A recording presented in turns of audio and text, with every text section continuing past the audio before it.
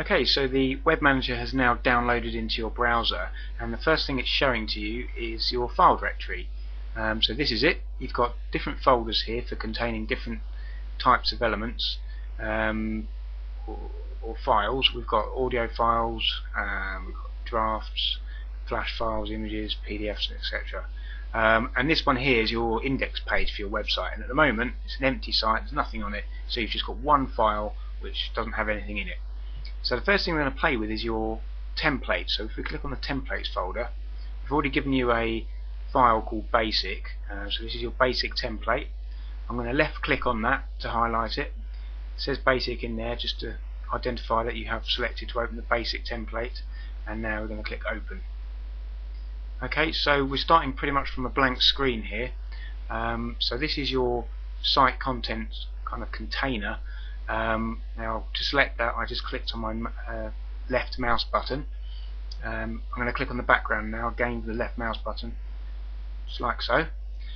Whilst the background's whilst nothing's selected, I'm going to edit the background properties. I'm going to do that by clicking this button here, and I'm going to bring in an image to be my to make up the background of my website. So I'm going to click on that, and I'm going to bring a new image in from my desktop, from my hard drive, and I have created a folder called demo site just for this purpose, and this is the image I want. So I've clicked on that, click open, and now I'm going to click upload. Okay, so there it is. That's my image. I'm going to set to be my background. So I've selected on that bg.png, set background. Now I want to repeat it across the page, so I'm going to set it as repeat rows. I could have it as no repeat or repeat columns, but this one's designed to go across the page, so I'm going to select repeat rows and then click apply. Okay, so I've got an image there. It's actually just 1 pixel wide, and because I've selected repeat rows, it's just selected it right across the page. It's just repeated it right across the page. Now I've also got a background for the site content, so I've left clicked on that, select it, and I'm going to click on this button here, and I'm going to do the same thing again.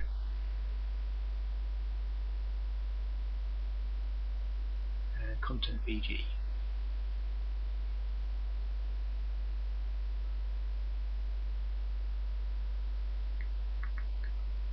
That's the one. Set background. And this one I'm going to repeat columns. Okay, so all it is a transparent PNG with an edge on it, both left and right.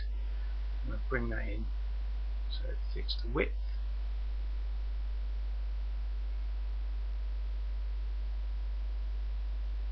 Perfect.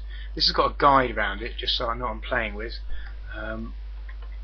It's handy to have guides on when you're playing with your different elements, especially when it comes to selecting them, but you can turn them off by clicking this button here. Okay, so there's just a couple more things I'm going to do to my template. The other ones are going to bring in a logo.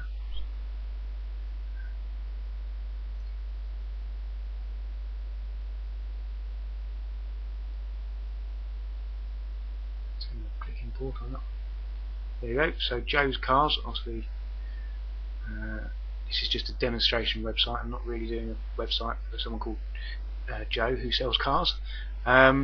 And then the last thing I want to do is bring in a navigation element. So I'm going to bring this one here, and I want my navigation to sit over this black line, but because I don't really have any pages yet, I'm going to leave that empty.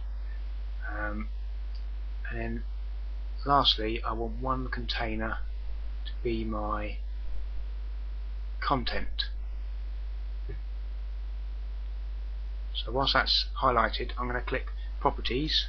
I'm going to set it to be editable, and I'll make it the contents of the page. Now how this works is all going to come clear when we start playing with pages that we build on this template. So I'm going to leave that template as it is right now, and I'm going to click save.